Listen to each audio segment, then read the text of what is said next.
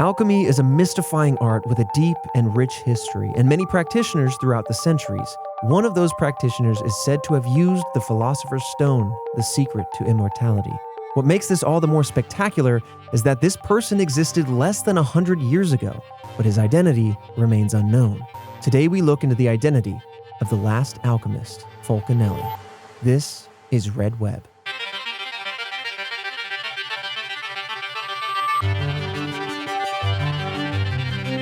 Welcome back, Task Force, to another episode of Red Web, a show all about the unsolved mysteries of our world, everything from the internet to cryptids to aliens to this month, persons of intrigue. I'm talking about the most mysterious people from the annals of history, and to dissect them, I'm your resident person enthusiast, Trevor Collins, joining me, hearing these mysteries about these people for the very first time, Alfredo Diaz. Right. You got Lamborghini, Ferrari, Fulcanelli, Fettuccine, spaghetti. Yeah. I have no idea who this is. You've never heard of Fulcanelli? No. Me neither, to be totally honest. Oh, really? Until diving into the research, once again with Jillian at the helm, spearheading our research journey. But yeah, known as the Last Alchemist, this is a man who is known to have turned lead into gold, among many other things, only to disappear into history. Okay, sure. That's probably why they disappeared into history, and and then like history forgot about them, or they didn't, or ceased to exist, and then therefore I never heard about them. Is this like medieval times or something? No, it really is not all that long ago. We're what? talking 19th and 20th centuries. Wait, what? Yeah, the backyard of history. We're talking just like right just down the road, Like 100 years ago. Yeah. But this just seems like who's believing this during those times? It seems like this is like way back when, or you can just say something and do a sleight of hand. People go, "Oh my goodness, right, magic! Whoa, gunpowder! I mean, magic! You study at Merlin School of Wizardry? Like, what's going on?" This man's bringing up Merlin a lot. I'll be honest. We're not covering. I thought it was gonna be Merlin. Okay, I thought it was gonna be Merlin. Now we got Fulcanelli. Yeah. So what we're gonna do is we're gonna dissect who Fulcanelli is via the background, kind of also what alchemy is, as well as some of the works that Fulcanelli is said to have worked on, and then some of the supposed sightings after his disappearance, only then to dissect who Fulcanelli may have been in the theories section, because man, is it intriguing. There's a lot of theories akin to our Shakespeare episode, where even if you know of Fulcanelli, you might not know, like, well, who is that truly? Is there somebody else behind the helm? And we're going to get into all of it. I'm glad that you're going to break down what alchemy is, because for me, it's a stat in video games I'd never built into. I built it into power, stamina, speed, not alchemy. This man's all unarmed. Yeah. All right, so let's get into it. Fulcanelli was a famous alchemist during the 20th century, particularly in France. Per Merriam-Webster, alchemy is a medieval chemical science and speculative philosophy aiming to achieve a few things, such as the discovery of a universal cure for disease and the discovery of a means of indefinitely prolonging life. It's most often, though, associated with the transmutation of base metals, such as lead, into gold. This practice is both physical and spiritual, with the aim of leading oneself to enlightenment. This is an element of alchemy I was completely unawares to. I knew about, Philosopher's Stone ideology, and I knew about let's turn any sort of metal into gold, but gold was said to have a higher spiritual value than lead, for example, or every other metal. And basically every step closer towards gold brings you and the metal closer to enlightenment. So not only is it a physical ideology of metals transmorphing into something else, but also the alchemists themselves, kind of like a metaphor for their own enlightenment. 3 things. If you could turn lead into gold, my God, you retired now. No, it's Midas. King Midas. Right. That's what you get. That's good. Okay. And there's a story there, and then you realize, well, everything that touches gold, it's actually kind of a curse. It's a cautionary tale about a man who could turn everything into gold, including his daughter. I saw Aladdin steal that little Midas hand, and it turned his cape into gold, and he almost fell and drowned. But what if you put gloves on, you turn the gloves into gold, and then they're just like your protective gloves? Okay, now I'm back in. Yeah. Right. Because it's gonna turn the gloves into gold, but it doesn't turn the thing you turn into gold into gold. That is actually brilliant. If you had knight in shining armor gloves, so they were gauntlets with hinges, I think that works. I didn't know that alchemy had such a spiritual side to it. Yeah, I had no idea either. I think that's super fascinating to kind of combine the ideals of a spiritual enlightenment of the person studying, like a knowledge enlightenment, to also the metal itself. It's really fascinating. I will say it does make me very, very skeptical. At first, like I was skeptical. Mhm. I was like, okay, like you're doing all kinds of stuff with liquids and potions and chemicals and whatnot to turn lead into gold. And now you're like, well, if you become one with the like enlightenment in yourself, you could turn the like lead into gold through just pure and like enlightenment and alignment and just I'm like, what? I take it more of as a practical sense. Like the more you study, the more you will be enlightened, and you need to study in order to. I don't. This feels like a precursor to chemistry, really. Yeah. I like that better. Yeah. So alchemy has been practiced for centuries across many different cultures, but it had a revival in the 19th and 20th centuries in Europe.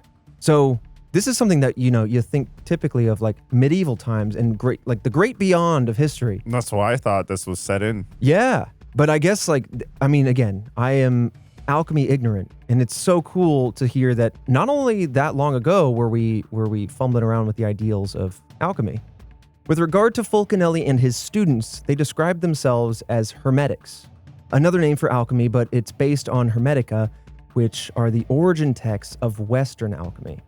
So now on to the man himself. Almost nothing is known about Fulcanelli. In fact, many of our sources begin with Fulcanelli is likely a blank, etc., thus beginning a series of likely facts about this very enigmatic person. So let's discuss some informed conclusions, noting that most details of his identity and his life are still debated to this day.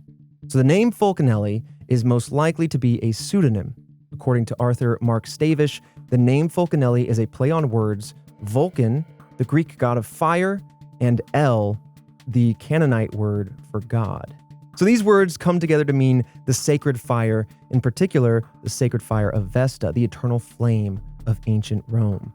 Or if you're a Tolkien nerd like me, Gandalf comes to mind. The guardian of the sacred fire, sacred flame. I never knew that Gandalf was a guardian of a flame. So in that story, which is actually kind of inspired by reality, I sent him on that route. You did. I'm going to dive into it because it kind of applies. He took the bait. The sacred flame being what created life and the creation of Earth in that realm. But anyway, putting that down before I go on another tangent. Fulcanelli was likely born in the late 19th century, since his life works were published in the early 20th century.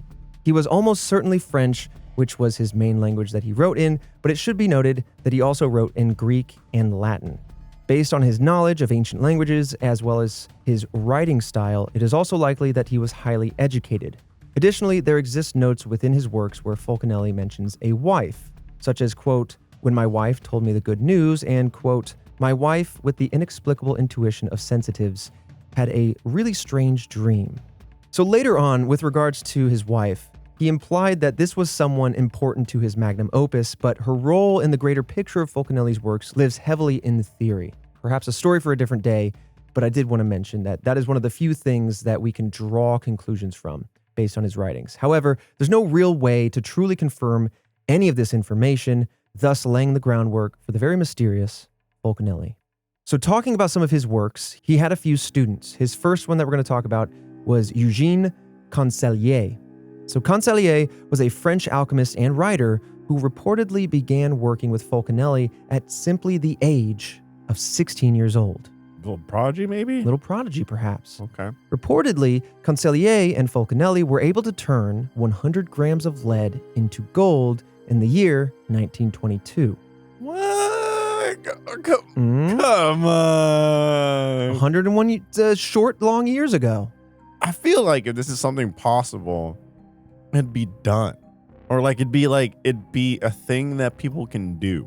Well, I guess the idea here is that it was such, and we'll get into it a little bit more, but it was such a sacred and protected process with another item that we're going to talk about called projection powder that they used in order to do this, also known as the Philosopher's Stone, that it was not widely able to be done, right? Now, you couldn't just whip it out. It's not something that like you can read a scientific paper on and then suddenly be able to do it. It's that it all was based on yet another elusive item. There are key tangible ingredients that are missing here. Yeah, it should be noted, though, that the Philosopher's Stone, counter to its name, is not a literal stone. I know it has taken the form of that in popular media. It has. But it could be a liquid, a solid, anything from a wax to a dust. It takes many different forms across many different historical stories. Fulcanelli's other students, we have Jean-Julien Hubert Champagne and Gaston Sauvage. They were supposed witnesses to this 1922 transmutation. So this is one of two instances we have on air quotes record that Fulcanelli turned lead into gold. Both times supposedly had witnesses. This very interesting person. Just leave it at that. I'll tell you that much. I mean, just turning things to gold sounds very much out there. Yeah. I'm very interested to see like more like if there's anything. I mean, I'm assuming a lot of this is loss of time. Mm-hmm. But if there's anything that like bears weight towards this actually being something that happened. Oh, yeah.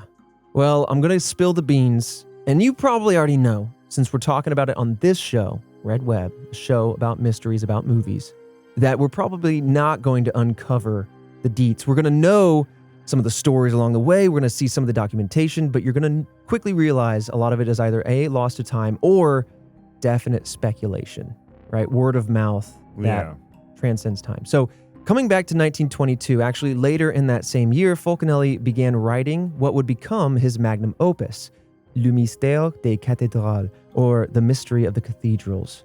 In 1926, Fulcanelli disappeared, leaving his manuscripts behind with his most devoted pupil, Constellier, who then published the works that same year in Paris.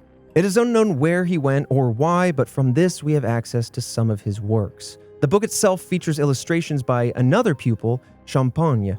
Fulcanelli felt that there were hidden secrets within the art and design of cathedrals, which he expands upon in his book. Specifically, he explains the secrets of alchemy are on the wall of the Notre Dame, among many other cathedrals. So not just there in Paris, but also throughout, I think, Spain and Scotland. He mentions there are secrets to alchemy hidden in these ancient cathedrals. That would be absolutely awesome. I do think there's probably like, I don't know, like hidden messages within like cathedrals and paintings and stuff like that. Not necessarily like alchemist type stuff, but yeah, I'd like to believe there's really cool stuff like that from the past left for the future. It's real Da Vinci Code, National Treasure stuff. Very much so. Like, that's why I like those movies so much, because part of me wants so badly for secrets to be hidden in plain sight. Something from the past that answers the question of, I don't know, how are the pyramids built? But like something as far as alchemy would be so wild. I don't know what humankind would do if suddenly gold could just be pouring off the walls. I mean, would it bring down the value of gold, or is gold so widely used? I don't know. Like, how would that push and pull go? It would definitely change the market because of the accessibility of it. It would be less rare. But I mean, all of your wires would suddenly become gold. It's a great conductor. Exactly. But I think the other side to alchemy that's, it's got a double-edged sword is the immortality aspect, right? Seeking the elixir of life is a fundamental part of alchemy, as well as finding the cure-all to any sort of disease, as I mentioned. But I don't know, man. Should humans be immortal? No. I don't know. I think that fundamentally changes the nature of our existence, right? Yeah, I think just emotionally, mentally, a lot of it is beautiful because we know there's an end. Mm-hmm. That time is fleeting, thus use your time wisely. Like if you just had forever, I mean, you can go up and down and sideways. Life keeps going. Would you want to live forever? Would you want immortality? I'd want to live a good amount. And then I want to be able to, at the end of that time, go, it's time to check out. What about you, Christian? I think, like a conditional immortality where it'd be nice to have that safety blanket, but then at the same time, you get to a point where you go, okay, I'm ready. Right. I'm done. Yeah. I don't want to be consumed by the sun and live through it. You can't put disclaimers. You either want to be immortal or not. If we're just going blanket, then nah. Okay. Nah. I think for me, it's like, okay, I'm 34. I've lived 34 years on this earth. I'm like, by the time I'm 90, I'm like, all right, I've done it. You know what I mean? Like, I've done it. The end. I have lived done another it. healthy 20 years. And I go, damn it, I'm still doing it. It's interesting, and I want to come back to the idea that these secrets were kind of hidden within the art of cathedrals, because to me, that inherently claims that immortality was not found, right? Or maybe, I don't know, maybe because the secrets aren't necessarily pouring off the books right now, that immortality was discovered and that it's being kept within this very secretive group. I can see that. And not publicized. I don't know. I guess I can see it both ways. Did Fulcanelli discover immortality and then just went into obscurity and is now living forever? Yeah. I mean, there's Nicholas Flamel with the invention of the Philosopher's Stone. What is that, the 17th century? But either way, after the publication of The Mystery of the Cathedrals, legends and rumors spread of Fulcanelli in art and occult communities, particularly in Le Chat Noir, which is a club in France. Means the black cat. Oh. Yeah. Club? Le Chat Noir. Le Chat Noir. Oui. To be more specific about this club, this is a Paris cabaret bar. Many know it for its famous cat poster. And it's also a popular spot for artists and writers in the 19th and 20th centuries. So in 1929, his students published his second book, Les Demeures Philosophales, or The Dwellings of the Philosophers. This book is similar to The Mystery of the Cathedrals, but it focuses on medieval architecture and analyzes history through the lens of architecture and the ruins of history rather than documents. In 1937, he is said to have briefly returned to perform another transmutation of 225 grams of lead into gold and 100 grams of silver into uranium at the Château de l'Éré. This is supposedly witnessed by a chemist, 2 physicists, and a geologist, though I'm sure those names are either lost to time or the factuality of it all might be up for debate. Did he turn gravel to adamantium? Like uranium now? Yeah. We're starting to open up the door to nuclear kind of discussions, and it will happen. Now that's starting to get just outright dangerous. Are you going to believe me if I say we're going to talk about Oppenheimer later on? Is it Oppenheimer or is it Oppenheimer? Oppenheimer. Oh, okay. Oppenheimer. I Americanized it. Oh, okay. Yeah. I guess so. Yeah, sure. I mean, because now we're getting into uranium. Mm-hmm. How rare is, I know this is just, I mean, if we're going to dive into it, how rare is uranium? Oh, not rare at all. Traces of uranium occur almost everywhere. It's more abundant than gold, silver, or mercury. It's about as common as tin. And we all got tin. Wait, what? I'm just thinking now that this might be a sleight of hand, man. You know what I'm saying? He's dude, did what I tell you? Bada boo, bada bee. Look at my cloth. And then look at it sing. And then he whips it up. And then you're like, oh, what happened? And then like he shakes his sleeve a little bit, and some lead rocks fall out. I'm just saying it could be some very clever sleight of hand. Yeah. And then because another thing too is, why not show this to a large group of people? Right. I mean, unless it's a secret worth keeping, and so you want to show only a few people. It's a good point. Like, wouldn't you want maybe to put it on display? I don't know. But then why have, I mean, granted, it's his students, but like, they just went out. I mean, he disappeared, so they just went out and published his work. Yeah. If it was so, you think like, if these are my students and I'm doing this thing and I don't want too many people to know, I went away and you publish all of my stuff. That's kind of, I went on vacation and you put my work out there. Right, yeah. Yeah. It's interesting, and we'll kind of get into that. That really starts to speak to what we're going to discuss in the theories, which is, okay, so why did they publish it? Why did he disappear? Is there something else going on there? We'll definitely revisit that in the theories to kind of dissect perhaps why that was the case, or who Fulcanelli may have actually been. But after coming back and doing this second transmutation in front of yet another pool of witnesses, Fulcanelli disappeared completely. Though his return in 1937 is absolutely part of this mystery and is based entirely on word of mouth, there are other potential stories of him coming back, which we'll get to in a second. But either way, Fulcanelli's work spread throughout the occult community in France and beyond, leaving behind a captivating mystery and, of course, a fantastic story. Hello there, Task Force. It's once again that time where we take a pause in the episode to talk about some housekeeping notes for Red Web, and also some life updates with Alfredo. Any life lessons? Yeah, I still feel safe because the reviews on Apple are not at 5,000. That's right. I forgot to say. So I feel safe. I will not have to spend the night either in this like gigantic, 18-story naval ship where like half of it's underwater. Or simply The Conjuring House. Right, exactly. Oh my God. So feeling pretty good right now. Yeah, Apple Podcasts, we are looking to pump those numbers, get you close to Spotify. It's the battle of the platforms.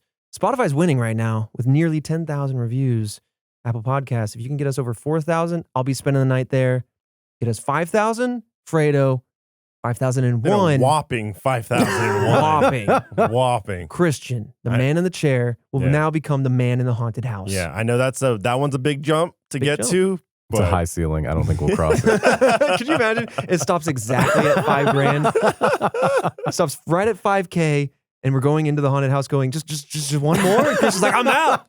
It would be just, and I wouldn't put it past the task force. It like just insane unison of everyone just going, like, you know what I mean? 5,000. And everyone just like across over different time zones, like, no one touch it. No one touch it. Yeah. That would be a very concerted effort. But we have that going on. Man, I'm so excited for our Halloween special this year. We do a big ghost hunt where we break down the story of the place, but then we actually investigate. We've done 2 in the past that you can check out on our YouTube channel or at roosterteeth.com or the Rooster Teeth app. And speaking of, one of the fantastic ways for you guys to support us directly is by becoming a first member by going to roosterteeth.com/signup. That will get you a few things while also supporting us very directly. For just $5.99 a month, you get the episodes a little bit early. You get it ad-free, so you won't hear the banter here. We're going to miss you there, but you get it ad-free, and you get a bunch of exclusive shows. You get exclusive discounts on merch, and you can also accrue points that you can use on your merchandise at store.roosterteeth.com. But not just that, and not just for us. There are a swath of other podcasts and shows that you have access to ad-free, early, and with all sorts of exclusive content that supports us and all the other sister brands and podcasts around us. So if you want to do that, we'd be so grateful for those signups, and we'll keep talking about that over time. But thank you in advance for becoming a first member. My task force, Little Angels. I appreciate it. It gets us the juice, and Daddy needs the juice. Daddy's thirsty, okay? You want to fund bigger and better things, all right? You seen the movie Ghost to Mars? You think there's a ghost on Mars? You want to fund that? Okay, Yeah. First membership. Right. Honestly, though, I would love to see that. With that said, Task Force, I have some fantastic sponsors I want to talk to you about. This episode of Red Web is sponsored by HelloFresh. Fall is sneaking up on us whether we're ready or not, but guess who's here to help make a scrumptiously smooth transition? Boys? Jillian? HelloFresh, that's right. Good guesses all around. Get ready because they're bringing some seriously delicious dishes straight to your door. All you need to do is pick out recipes that tickle those little taste buds of yours and choose when you want them to arrive. HelloFresh can help you ditch waiting in line at the store.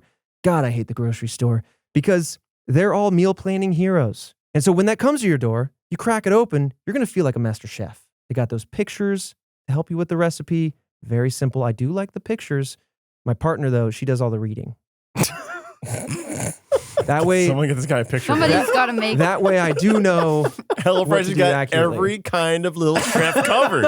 Right. You know, from little tykes like me. Yeah, little chefs that like to read, little chefs that like pictures. Right. However, I got to let you guys know, HelloFresh is 25% cheaper than takeout and less expensive than grocery shopping. So again, if you hate grocery shopping like I do, if you don't want to splurge on eating out unhealthily, HelloFresh is the perfect answer. In fact, last night, I used the pictures, Barbara read the instructions, and I had the old school deli burgers and this sauce that I got to make and the way that these burgers came out. There was stuff put in these patties that I hadn't done before. So I think it upped my burger game permanently. But they hit the spot. Had a little coleslaw on it, some crunchy onions on there. See, I never cooked, so I wouldn't know where to start. I would make some bland burgers. Right. Mm-hmm. One, I've had HelloFresh delivered. It's damn delicious. Mm-hmm. I've been eating way too much takeout. It's damn expensive. It is. It's very. I feel terrible afterwards. Two, that's no lie. People hate going to the damn grocery store. No one likes it. No one likes it. And then on top of that, if you want to make a delicious meal, you got to go into all the different aisles. That's so much time out of your day that you don't have. No, let them send it to you. Right. And then they have instructions. So people like me who don't know how to cook, just piece it together. It's so good. It genuinely teaches me how to cook. I'm genuinely more confident in the kitchen. I just saved the cards that I like too. Yeah, exactly. Mm-hmm. And if you want, you can go to HelloFresh.com/50, that's 50, and use code 50RedWeb for 50% off plus free shipping. And just so you know, that's 50, REDWEB. Again, 50% off plus free shipping when you go to HelloFresh.com/50RedWeb and use that code 50RedWeb. This episode of Red Web is also sponsored by The Farmer's Dog. To keep your dog happy and healthy, look no further than The Farmer's Dog. Why The Farmer's Dog, you ask? Well, let me answer for you. They make and deliver fresh, vet-recommended dog food made from human-grade ingredients in a safe, clean kitchen. Unlike traditional options, their food is minimally processed, and they provide pre-proportioned meals tailored to your dog's nutritional needs. It helps maintain their ideal weight, leading to a full, healthy life. This is actually from one of our coworkers. They said that their dog was obsessed with The Farmer's Dog. It came with 3 different flavors, and their dog loved every single one. And after eating his bowl, he went and waited by the fridge just so he can get another bowl of food because it was that tasty. Overall, 10 out of 10 experience, they said. Let me tell you, you put fresh ingredients in a bowl for a dog compared to just your standard dog food, the dog's going to go for the fresh ingredients every single time. They're going to know. It's delicious stuff. And just look it up. They are very much well reviewed. Oh, yeah. By not only dog owners, but vets as well. So absolutely. And you, Task Force, can help keep your dog happy and healthy for all of your adventures together with The Farmer's Dog and get 50% off your first box at thefarmersdog.com/redweb. That's thefarmersdog.com/redweb for 50% off your first box. One more time, thefarmersdog.com/redweb. With that said, let's dive right back into the mystery. So after Fulcanelli's disappearance, as I mentioned, a few people claim to have seen him, not only in 1937, but also later on. So regulars of Le Chat Noir Club claim to have seen him there. A very simple kind of claim that he was seen in and out of the place. But there's another claim about meeting Fulcanelli that came from engineer and film director Walter Lang's introduction to the English edition of The Mystery of the Cathedrals. So Lang and Jacques Bergier claimed that he had been visited in 1937 at the Gaspard Laboratory in Paris by someone who he believed to be Fulcanelli. Lang was involved in the French art and occult scene, so he would have been aware of who Fulcanelli might have been. Bergier, for what it's worth, was a chemical engineer, a journalist, and actually a spy for the French resistance, as well as a co-author of the crypto-history book Le Matin des Magiciens, or The Morning of the Magicians, that includes parts on alchemy and its connection to nuclear physics. Just, you're throwing the word magician with nuclear physics. And I got to be honest with you, as a layman, it basically is magic. I don't know how it works. That's true. I mean, that's just brilliant minds putting things together that they probably shouldn't have and makes things happen. Yeah. Basically, and I think, there are generational, if not like cultural definitions for magic and alchemy and things of that nature. Magic we take now as things where someone has a wand and then whispers an incantation or something and then a thing happens. Or laws of physics are broken where things can just appear and teleport and things of that nature. But I think in this moment, the idea of magic is more advanced science to the point where, as again, I mentioned this last week, any sufficiently advanced science is akin to magic. And so it can look like magic to someone who doesn't fully understand it, just to provide some other potential context to the word. Now, coming back to the book, The Morning of the Magicians, this book often compares Fulcanelli to J. Robert Oppenheimer, who, as you might have known from the recent film Oppenheimer, developed the atomic bomb. The book also includes that the authors believed Fulcanelli may have gone into hiding to prevent those in power from obtaining his work in nuclear physics. So this book in particular is like a micro theory where it's attempting to not only say he disappeared because of his alchemy knowledge, but also because that knowledge pushed into the frontiers of nuclear physics, which could be detrimental. Yeah. So then he was essentially like, okay, this is pushing into like the nuclear realm. I'm bowing out. Then Oppenheimer was like, I'm all in. Right. On a totally different wavelength. Right, He's like, yeah, he himself is cracking that egg open. Because there's always someone else to. And the thing is, like, I feel like very rarely, or if anything, it's pretty impossible for anyone on this planet to know something that no one else knows. If you think about it, right? I mean, cultures all over the world built pyramids. Tesla picked up radio waves from somebody else broadcasting them without even knowing other people were doing it. Yeah. It's like history is riddled with people co-inventing the same things. It's unless there's something else lost to history. I mean, that's a good point. Yeah. So basically all that background aside, now you kind of have an idea of Lang and Bergier. As the story goes, this strange man that is supposedly Fulcanelli communicated with Bergier to pass a message to his supervisor, André Elbronnet. So Elbronnet was a physicist who would later be killed in World War II, to kind of give you the time frame here. But the stranger warned Bergier that they were close to the use of nuclear energy, and that the last time humans had done this, it had dangerous consequences. Which is, first of all, a huge pause on the last time this happened. When was the last time? Right. Well, I don't know. But there's the implication that somewhere deep in history, this nuclear physics has already been discovered, has already been tampered with, and was intentionally lost to time. So I'm going to quote him as the story goes. And he's got a couple different quotes here, but I'm going to read them all kind of in order. The liberation of nuclear power is easier than you think, and the radioactivity artificially produced can poison the atmosphere of our planet in a very short time, a few years. Moreover, atomic explosives can be produced from a few grains of metal powerful enough to destroy whole cities. I'm telling you this for a fact. The alchemists have known it for a very long time. I shall not attempt to prove to you what I'm now going to say, but I ask that you repeat it to Mr. Elbronnet. Certain geometrical arrangements of highly purified materials are enough to release atomic forces without having recourse to either electricity or vacuum techniques. And finally, the secret of alchemy is this. There is a way of manipulating matter and energy so as to produce what modern scientists call a field of force. This field acts as an observer and puts him in the privileged position vis-a-vis the universe. From this position, he has access to the realities which are ordinarily hidden from us by time and space, matter and energy. This is what we call the great work. This great work is also synonymous with his magnum opus. But the idea is that we're getting way deeper than just your forward-facing alchemy, just lead to gold sort of thing. We're talking now accessing the realities of the universe, going deeper beyond nuclear physics, and talking about potentially different dimensions, all accessible through this sacred understanding of alchemy. I mean, look, if the baby steps of alchemy are to be true, that 100%, like that's just gonna spiral into so many different things.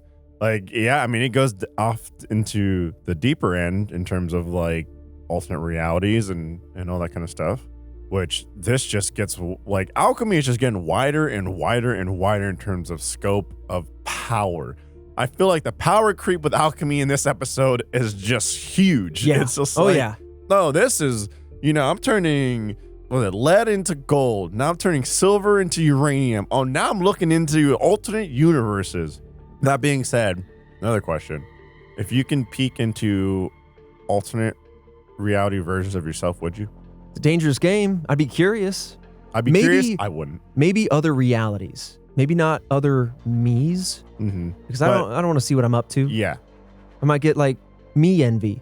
100%. And that's why. That's why. I don't want to see. I don't want to see the butterfly effect ripples. Exactly. I don't want to see a version of me where like, I don't know. I did something like, I don't know. Maybe we did Red Web a year earlier, and like an alternate version of me did we all did Red Web a year earlier, and we have, I don't know, maybe a whole damn like TV series has been running for like 3 seasons or something like that. Like I don't want to see that and go, that's all it took a year earlier. Well, think of this. You see, we do it a year later, and it gets canceled. True. What about that? True. You know? Yeah, but I mean, the thing is, human nature, you're not going to account for that more so than you're going to account for the things that 100%. could have been. 100%. Yeah. Oh, yeah. No, you're right. The power creep of alchemy is getting broader and broader, but I also think because we are diving straight into such an alchemy-centric episode that you and I, our understandings are opening more because honestly, like again, I only knew very surface level. This is really fascinating. There is a snag that I want to get to in just a moment, though. Okay. So Bergier and Elbronnet were, and I hope I'm pronouncing that name correctly, they were both working on nuclear physics. And eventually, they both worked on the development of the hydrogen bomb in the 1940s. Now, it is worth mentioning that everything that I just said with regards to this stranger giving this warning and this stranger supposedly being Fulcanelli, this story was written by Lang in August of 1957. This was 12 years after the atomic bombs fell on Hiroshima and Nagasaki and was rewritten by Bergier in 1960. So this does leave room for reasonable doubt, or at least hindsight to creep in on the reality of the story and impact the truth of the matter, right? Yeah. If he was saying all this stuff before the advent of the atomic bomb, and it was demonstrable that that happened, Yep. I think we would have, pun not intended, an absolute bombshell. But the fact that it's coming after the fact is starting to say, oh, no, but before that happened, we were talking about it. The stranger. Yeah, I mean, You look, know? you gotta say it before. You really do. Yeah. Like, have it written down some, I don't know, some kind of proof. Like afterwards, it's too late. You have the knowledge. So, and I'm sorry, but too many people try and like abuse anything, system, whatnot, Right. how they can, when they can. And they might be using or leveraging this story, Fulcanelli, or any combination therein to maybe levy their own warnings of the world. Like, hey, I was not... I mean, there was a lot of emotion at that time when the bombs were dropped. That was the reveal to the world that this technology exists. Yep. And so, of course, it's reasonable. It's human instinct, in fact, to say, whoa, let's pump the brakes a little bit. Even if it comes out in the form of a fantastic story that was made up, either way, you can understand where somebody goes, hey, I had warnings of this. And in hindsight, I'm kind of starting to see what those warnings are now at. So to me, there's room for maybe this person had no reason to share the warning. And now they're going, there's reason now because a whole other team was working on this. Or, right. I mean, Bergier was working on it, but I mean, look, like if I'm to kind of like think in a different direction, and we've talked about this before, I mean, technology can be seen as magic, right? Like if I was to stand up right now and put my hands in my pocket and then just teleport like in front of you guys in and out of this room, you'd be like magic. Mm-hmm. But say I come back in after teleporting outside and inside and outside, and I come back in from outside and out of my, you can be like, oh my God, that's magic. How do you do that?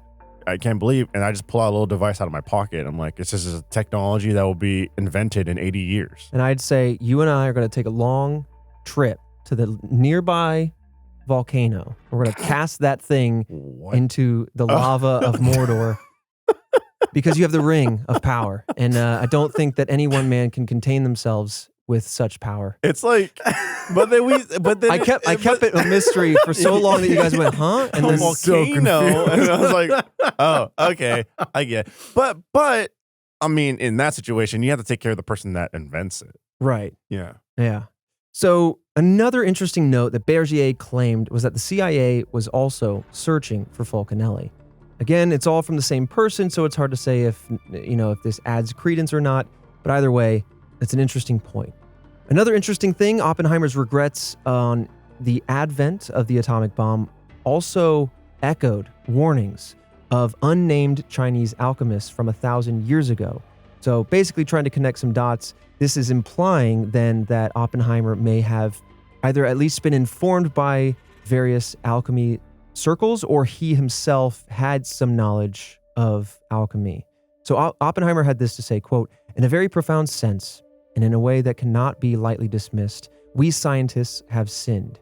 And if you compare that to the ancient, unnamed Chinese alchemists, quote, it would be a terrible sin to reveal to soldiers the secret of your art. Beware, do not allow even an insect in the room where you are working. Which is very evocative of the Manhattan Project, a secretive group working away, not letting anybody know what's going on, but also the product of that research, again, the atomic bomb, being a sin on humankind. It's a very specific use of the word. Of course, it's a common word, but it is an interesting piece of connective tissue. I mean, I get it. Like I mean, look, Oppenheimer was very passionate, had a vision and just went with it until it was complete. And then from there I went, oh no, what did I do? Right. And I almost imagine, again, I haven't seen the movie yet, but it almost imagine it like, if not me, then who? And if not now, then when? And if I can do it, then maybe there's at least some level control on it, or... I didn't even think about that. That's also the pressure, right? Like, yeah. Better me than the enemy kind of thing. At the end of the day, like, I don't know, say it's before firearms. And I had the ability to create this, the knowledge and know-how to create this weapon. Who am I to think that I'm the only one that can do this? And at that point, why not have it to protect myself in a sense? You know what I mean? Like, if you're in a situation where it's hostile, or maybe it's, you're in the Western times or whatever, and firearms aren't created yet. Those are wild times. People get away with just doing anything, right? You have anyone walk onto your land and murder you, kill you, all that kind of stuff. And so, like, if you have that ability to invent that, do you know what I mean? That's enough reason to go, I'm going to do it. Mm-hmm. Someone else is going to do it somewhere. Yeah. Damn, that's so much pressure. Right. I mean, that's what the space race was. It was two independent groups knowing that they were trying to invent something, but knowing full well they weren't the only ones who could invent it. Mm-hmm. So they were trying to be the first ones. It's a very similar situation. For sure. Now, as I mentioned, Fulcanelli at this time has disappeared. There's been a few sightings. Of course, we just discussed one of them. Earlier, we discussed the first of his reappearances. But in 1954, many years after Fulcanelli's disappearance, Concellier traveled to Seville, Spain, and went to a mountain with a group of alchemists retreating in the high altitude. There, Concellier recounts reuniting with Fulcanelli, who he had known to be a man in his 80s. However, in this moment, he appeared closer to 50 years of age and also appeared more androgynous. He believed that these physical changes were a result of the highest achievements in alchemy, or the great work, i.e. his magnum opus, had come to fruition, that Fulcanelli achieved what he wanted, which was the goal of alchemy, perpetual life and healthiness and transmuting metals into gold. All of these things had been realized. Fulcanelli actually referred to the being of himself as the divine androgyne and once again disappeared into history. So to your point, I'm almost thinking about this moment, this very small, tight-knit group of alchemists. If you take it at face value, they met in Spain on a mountaintop to basically show one another that the deeper, if not spiritual goals of alchemy can be achieved, but to perhaps keep it within this circle. Yeah. Only, and I mean, which is weird that I'm hearing about it, that weird that stories are being told about it right from his own students, but otherwise, like, maybe tell the story about it, but keep how it is done and who I am, where I am at, a secret. Because that, much like the atomic bomb is the analogy, is not worth, or is, you cross a line when all of humanity knows it, right? And maybe that is the sin. I will say, though, certain pieces of the story line up, then it almost doesn't make too much sense, because if Fulcanelli was being pursued by the government, right, then the last thing you want to do is let anyone know your name and the names of others that are practicing this, that know or potentially know how to do such a thing, all the alchemy stuff, because you're just on the chopping block at that point, right? Like, you're next. I think it's interesting that it just seems like Fulcanelli is disappeared and it's just popping in and out when he wants to. Right. Like, I mean, if he's achieved like his magnum opus, that sure. I mean, like, who's to say he doesn't know when the right time is to show up? Or, I mean, at this point, he's de-aging himself. Right. You know? It's so interesting because it's a combination of the very magical feeling, let's turn lead into gold, let's pursue immortality, but also now we're mixing in heavily, well, maybe alchemy, despite some of those more frivolous, less believable things in modern science, it's mixing in the things that have been demonstrated to be true, i.e. nuclear physics. And so, I don't know, this is just so fascinating to me that alchemy can dabble and straddle the line a little bit, where it seems so advanced in one side and so fantastic in the other, which to many people means like, no, we just don't fully understand it. It's all believable. It's all advanced science. We just haven't finished understanding all of it. Maybe the nuclear side, but that's it. This kind of makes me think that this is more just advanced chemistry, or you know what I mean? I can see that. And that's kind of because, I don't know, I'm a firm believer that there is, like, to the dark there is a light, right?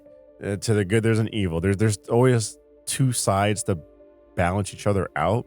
And so for me, kind of just having this thought in my mind, like if it was pure magic, like there would also be the dark magic as well. Or maybe I'm just fantasifying it, just getting into fantasy and whatnot. Yeah. But I feel like if you had the ability to do all these things that were more magic than they are science, then there would have to be that balance of the duality. I think, and I'm trying to understand the stories of Bergier and Lang and all of that. And my understanding is the evil side of it, the dark side of it, might be that this is knowledge that is inherently, like, it pushes humanity across some sort of threshold. So if humanity is to know all of this stuff, we fundamentally change, which is why perhaps they kept everything so secret.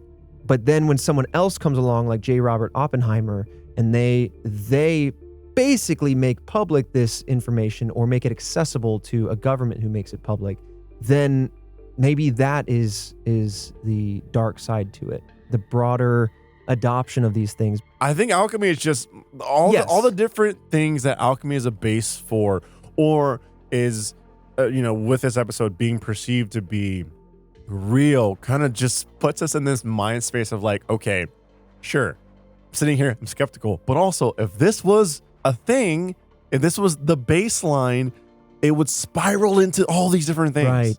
Basically, it's such a interesting and thought-provoking topic, hence the musings that we're having. But to distill it all and what these stories are trying to tell with, like, the discussion of nuclear physics and all of that, it's basically this should be contained for the greater good, if you will. And maybe that's why we don't see it to this day. But you also have the other side, which is people who are skeptics would go, or it's just not real, hence why we're not seeing it. And nuclear physics is more of a grounded in science thing. But anyway, it's just hard to get away from the historical, like, kind of musings, as if nuclear physics had been talked about in the past, right? Like, that's interesting to say the least. But let's move on to the theories now, dissecting maybe who Fulcanelli was, if we can. Was Fulcanelli a person, or in a very Shakespearean way, is there another identity or a group of identities that came together to be Fulcanelli, and why? So Fulcanelli's name, his real name, is unknown. Many believe that he is either another famous French alchemist from the time period or someone whose position would not allow them to publicly practice alchemy, like a descendant of the royal family, the House of Valois. The Valois are the former French royal family said to have died out in the 1500s, but there were rumors that the family practiced magic and the occult, and that perhaps a descendant maintained on to modern times.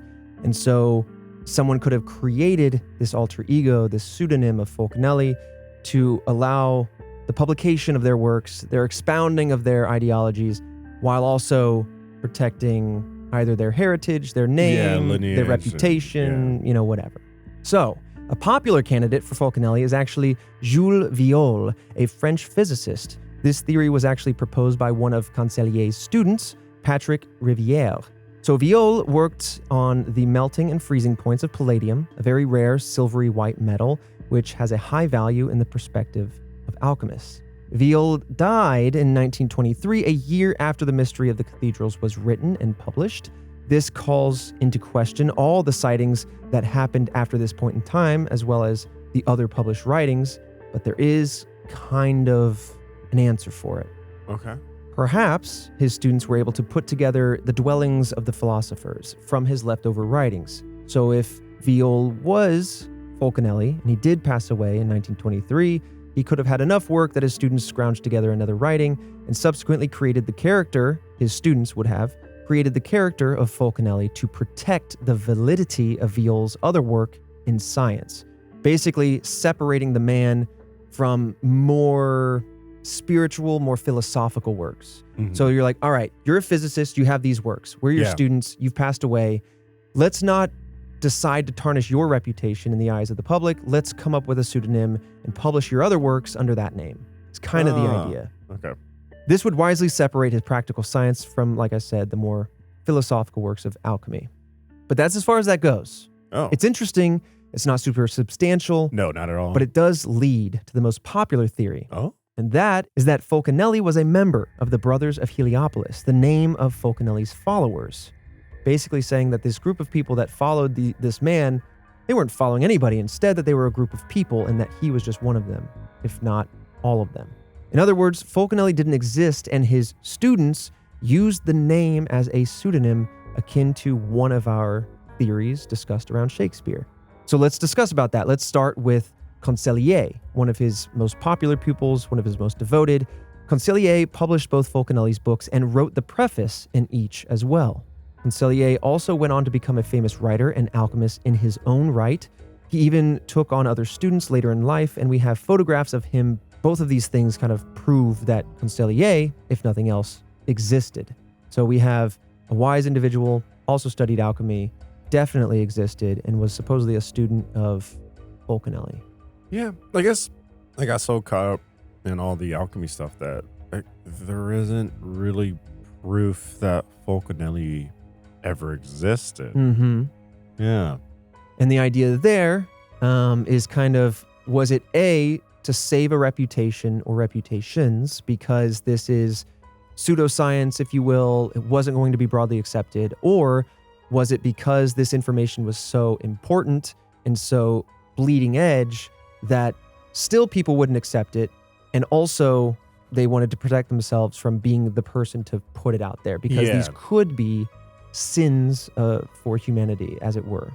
When it comes to Concellier, unlike Fulcanelli, he was involved with universities and scientists as well as alchemists, though he never achieved transmutations as advanced as Fulcanelli was said to do so. Concellier would have been around 27 at the time of writing The Mystery of the Cathedrals, which could have been old enough to have the knowledge that was contained within the book, though that point is debatable. Basically, it was so advanced and so well written, a lot of people doubt that someone so young could have done it. That said, wasn't Isaac Newton the man who discovered gravity, the three principles of physics, and also the inventor of calculus 19 at that time when he developed calculus? Jesus. I mean, he was very young. I learned it after his age, basically. 24. 24. Okay. Well, I learned it before him then. I'm pretty good. I mean, 24. There's learning and then there's inventing, but that's what I'm saying. Like, I don't know if I want to just be like, yeah, he's 27. He doesn't know crap. Like, I don't know though. Yeah. I mean, look, there are people that are just brilliant, built different. Yeah. I mean, we're studying a month of people that are just built different. Yeah, you know what I mean? Absolutely. Nikola Tesla could like picture things literally in his mind's eye, as if it were physically there. He's like, what are holograms? I don't need that. I can see it. Oh, just, yeah. However, if Fulcanelli was not Concellier's teacher, it is unknown who was. Basically to say that Concellier, in his genius, in his knowledge, must have had some teacher, especially if he's 27 and writing a book of this nature, right? If you're to believe that he's Fulcanelli. And if he is Fulcanelli, then who was his teacher? Or was it all self-study? Again, that's really hard to trust in. But again, you got 24-year-olds inventing calculus, so... I mean, yeah, right. It's possible, as far-fetched as it is. I guess the information that's hard, it's not like he's just inventing science. I guess I gotta be more honest. Like, some of the knowledge expressed in The Mystery of the Cathedrals explores Scotland, explores Spain, explores the Notre Dame. Like, and so that is actually literary studies. Like, you can't just pop that into your head. So you're either well-read or you have a teacher. Mm-hmm. And so if Fulcanelli isn't real or he is Concellier, then who was Concellier's teacher? That's kind of the wrinkle there. Who's the one with the knowledge? Right, exactly.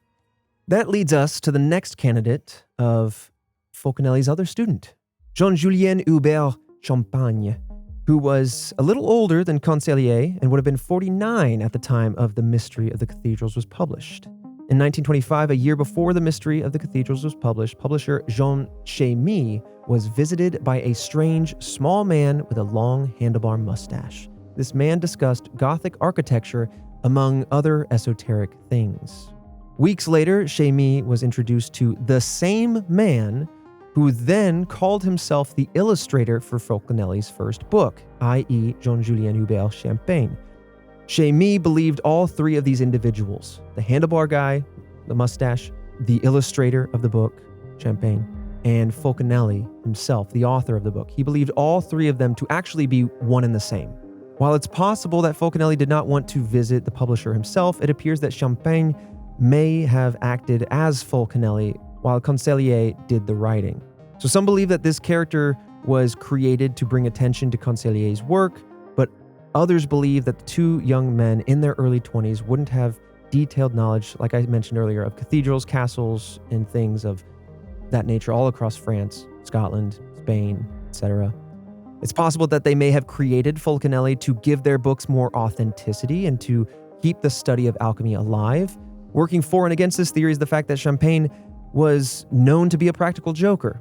Of course, you have some sort of wrinkle in history yep, where there it is. Yep, you got a goofball on our hands. So he may have taken a joke a little too far while helping create the idea of Fulcanelli. He then pretended to actually be Fulcanelli, which then creates some really big hiccups when it comes to documentation. People are like, well, I saw three different people trying to be all three different folks, but they're all the same guy. You just create confusion. Yeah. This behavior is believed by some to be too boisterous to portray Fulcanelli's calm demeanor. So basically, the disposition between Fulcanelli and his students were different. He was said to have a much more calm demeanor. People that had met him actually claimed that. But again, this is all word of mouth. It's right. You got to trust it or whatever. But I don't know. I think it's interesting. I think if nothing else, as I like to do when I combine these theories, the truth to me is somewhere in between. Mm-hmm. And I wouldn't be surprised if this group of students that all studied alchemy and science wanted to separate the two.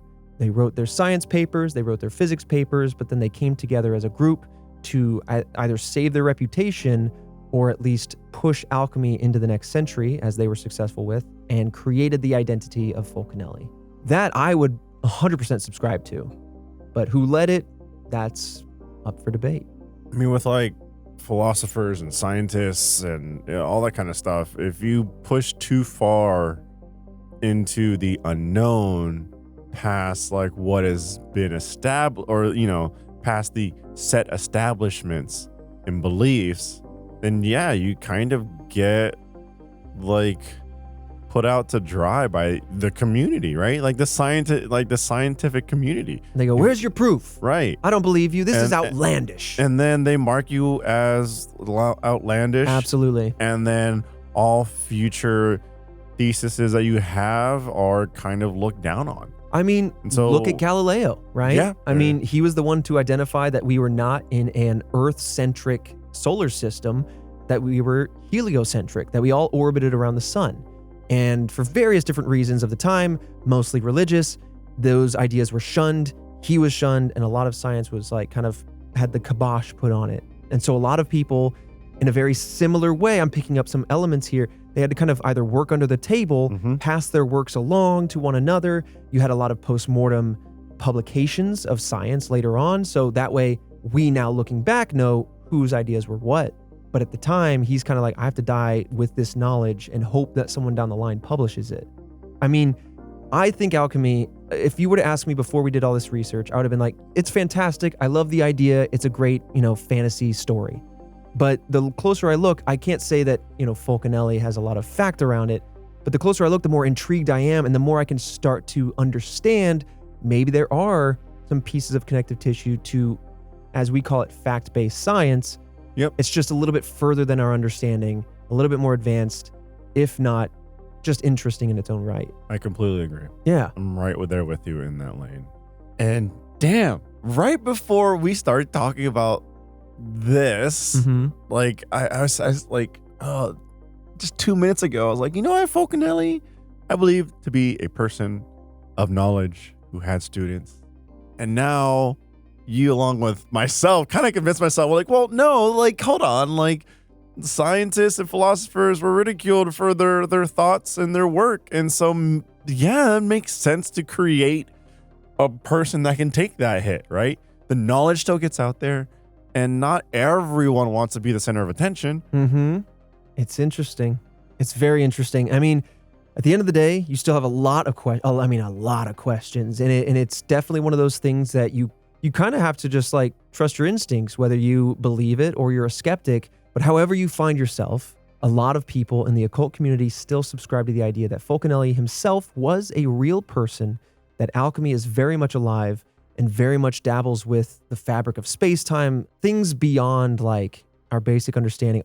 It was eye-opening to me just to kind of discuss the spirituality mixed in with the physical science. That part was like really interesting to me. Yeah, I never knew. But yeah, there you have it. Pseudonym for the students, a real man who was just very cagey, very secretive, or a postmortem publication from Jules Viole's students who wanted to kind of retroactively protect his reputation. I mean, either way, those all can make total sense. Yeah. Wow. This is one of those rare episodes where there's surprisingly little, like, I'd say like fact, right? Right. It is all a lot of word of mouth and a lot of it is conclusions drawn. Yeah. But regardless, you say there's like, oh, it's all word of mouth, but this person is someone that people talk about, right? Mm-hmm. That's someone that people debate about, have theories over, research. So it's just so the duality of that. Yeah. Where it's like, here's a ton of hearsay with a little bit of like tangible facts, maybe photographs, writing, stuff like that. And everyone's just like, boom, like let me do papers on this person. I'm going to have my own like thesis on this person. And it's just, this is wild. Yeah. Come to find out that we have our own character of this nature. The chair, Christian, is actually a non-existent person. No. We've made up that identity this whole time. No. It's and the person that you see at events or in photos, paid actor. Right. Yeah. His name is actually Garçon d'Etou. Look, okay. And he's a French alchemist and philosopher. Yeah, French alchemist. Okay. And you guys sit and you go, you boy of something. You guys sit and you go, look, they're joking. They're joking.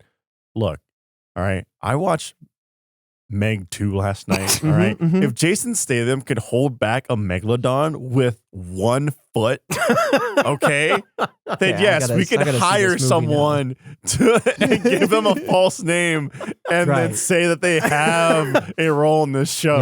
Yeah. All right. What's even more interesting is that we got that same person, Garçon d'Etou, to say, this is a Rooster Teeth production for every Rooster Teeth podcast. I mean, he's very generous with his time. Very generous. Yeah.